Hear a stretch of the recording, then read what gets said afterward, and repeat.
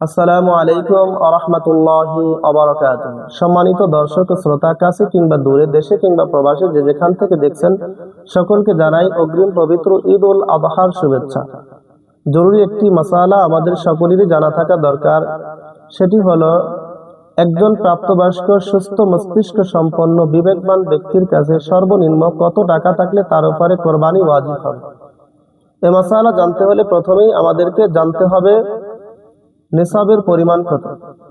নিসাবের পরিমাণ হলো, কারো মালিকানায় যদি 7.5 ভরি স্বর্ণ অর্থাৎ 87.48 গ্রাম স্বর্ণ অথবা 52.5 ভরি রৌপ্য অর্থাৎ 612.36 গ্রাম রৌপ্য অথবা উহার সমপরিমাণ মূল্য অথবা উহার সমপরিমাণ ব্যবসায়িক পণ্য অথবা উহার সমপরিমাণ প্রয়োজনের অতিরিক্ত সম্পদ থাকে, আসবাবপত্র থাকে, তাহলে তার উপরে কোরবানি ওয়াজিব হবে। এক্ষেত্রে একটি বিষয় লক্ষণীয়, সেটা হলো যাকাতের ক্ষেত্রে হাওলাইনে কামেলাইন হওয়া শর্ত, পূর্ণ 1 বছর হওয়া শর্ত, কিন্তু কোরবানির ক্ষেত্রে পূর্ণ 1 বছর হওয়া শর্ত নয়। কোরবানির ক্ষেত্রে শর্ত হচ্ছে, কারো মালিকানায় যদি 7.5 ভরি স্বর্ণ অথবা 52.5 ভরি রৌপ্য অথবা উহার সমপরিমাণ মূল্য অথবা উহার সমপরিমাণ ব্যবসায়িক পণ্য অথবা উহার সমপরিমাণ প্রয়োজনের অতিরিক্ত আসবাবপত্র থাকে, আর এগুলো হিসাব করলে যদি রৌপ্যের নিসাব পরিমাণ হয়, তাহলে তার উপরে কোরবানি ওয়াজিব হবে। আর এই নিসাব পরিমাণ সম্পদটা কোরবানির ক্ষেত্রে জিলহজ মাসের 10 তারিখ ফজর থেকে শুরু করে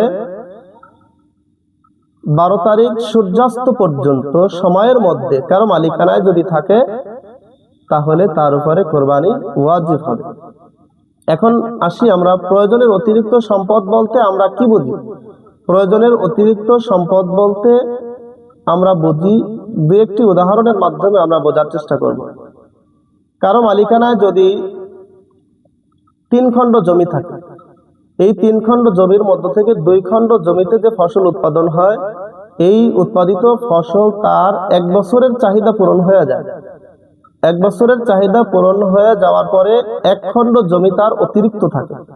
এই প্রয়োজনের অতিরিক্ত খণ্ড জমির মূল্য হিসাব করতে হবে।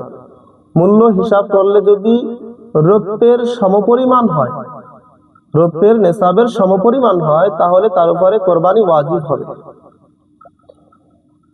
আরেকটি উদাহরণ দেই, সেটি হলো, কারো মালিকানায় যদি একটা ল্যাপটপ থাকে, এই ল্যাপটপটা সে শখের বশে কিনেছে, কিন্তু এটা তার প্রয়োজনের অতিরিক্ত, অথবা কারো 2টা মোবাইল আছে,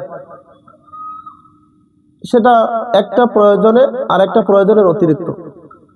এগুলো হিসাব করলে যদি প্রয়োজনের অতিরিক্ত গুলো যদি হিসাব করি, হিসাব করার পরে যদি রৌপ্যের সমপরিমাণ হয়, রৌপ্যের নিসাবের সমপরিমাণ হয়, তাহলে তার উপরে কোরবানি ওয়াজিব হবে। এখন আসি আমরা রূপার দাম কত বর্তমান বাজার মূল্য অনুযায়ী। 17ই জিলকদ 1447 হিজরি মোতাবেক রূপার পাইকারি মূল্য 1 ভরি রূপার দাম হচ্ছে 3400 টাকা। আমরা যদি 52.5কে গুণ করি 3400 টাকার সাথে, তাহলে দাঁড়ায় 1,78,500 টাকা।